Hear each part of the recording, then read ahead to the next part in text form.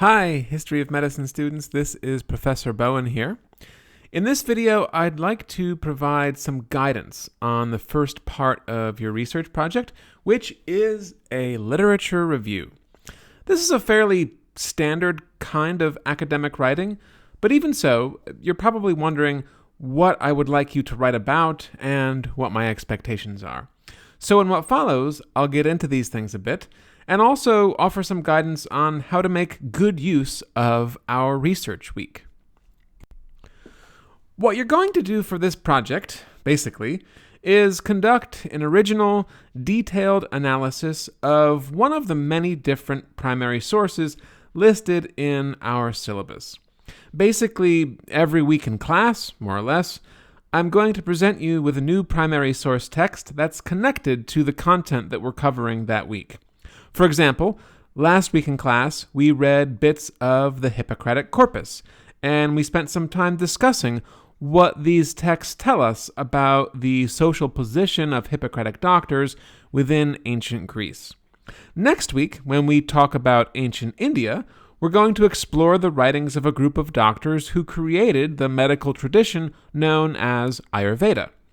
A complete list of the primary sources we'll read this semester can be seen on the slide, and they include the Yellow Emperor's Classic of Medicine, Avicenna's Canon of Medicine, the Trotula, excerpts from John Aberth's primary source reader, The Black Death, A Brief History with Documents, and an early 19th century medical student diary called Walking the Paris Hospitals. For the second part of this project, you'll analyze one of the sources that I just showed you. Or, if you like, I suppose, with my approval, you could choose a different primary source, one not contained within our syllabus, but talk to me about that if you want to. And before getting to that, you first need to decide how you're going to examine this chosen source. What kinds of questions are you going to ask of it? What kinds of perspectives will you bring to bear on your analysis? What tools would you use to interpret the contents of your chosen text? And what insights will you ultimately derive from it? In order to answer these questions, you first need to equip yourself with a particular analytical tool. That's what the first part of this project, the Lit Review, is designed to help you do. Basically, every week in class, I'm going to introduce you to a different concept or tool or methodology that scholars can use when doing research in the history of medicine. In last week's discussion of medicine in ancient Greece, for example, you became acquainted with the first of these, the concept known as the medical marketplace. If you really liked this concept and wanted to learn more about it, you could choose this as the basis for your Lit Review, and then you would search the internet for 4 pieces of scholarship that deal explicitly with the medical marketplace. But you have other options too. Here is a complete list of the theories, concepts, tools, and methodological approaches we'll be covering in this class. And they include the conflict thesis, body studies, translation studies, the retrospectoscope, feminist theory, comparative history, social constructionism, ethnomedicine, and lastly, invented traditions.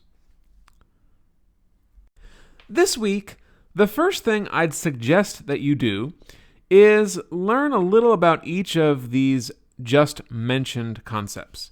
You can either do this on your own by simply looking them up online, or if you wanted to, you could move forward through our course content, because the first video of each week is basically an introduction to that week's methodology or tool or theory. Once you've identified a theoretical angle that's of interest to you, your next task is to do some independent research. Specifically, you'll need to find 4 pieces of scholarship, that is, secondary sources, that provide more information about this. Ideally, these would be articles that either make use of your chosen concept or offer some kind of elaboration on it. These don't need to be connected to the historical time period that you're interested in exploring or to the specific primary source you want to analyze, but they should give you additional insights into the tool, the concept, the methodology that you've chosen, insights that go beyond what you'd learn in class. Next, after reading your chosen pieces, these 4 scholarly works, you then have to write a short paper between 750 and 1250 words that describes and critiques them.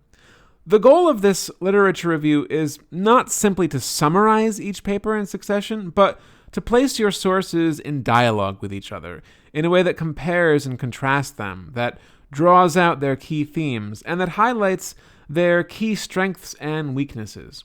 You also want to talk about why further research on this concept or tool or theory is needed and how you might go about doing that.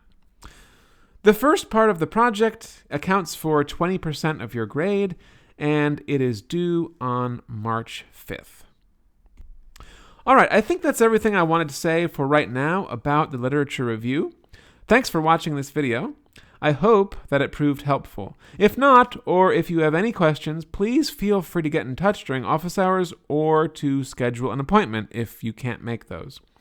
I am also available for consultation via Telegram or by email, and also through YouTube or Instagram. Whatever works for you, really. I'm really super excited to see what ideas you have for this project, and I look forward to discussing things with you in our virtual classrooms. Until then, be safe and be well. Bye-bye for now.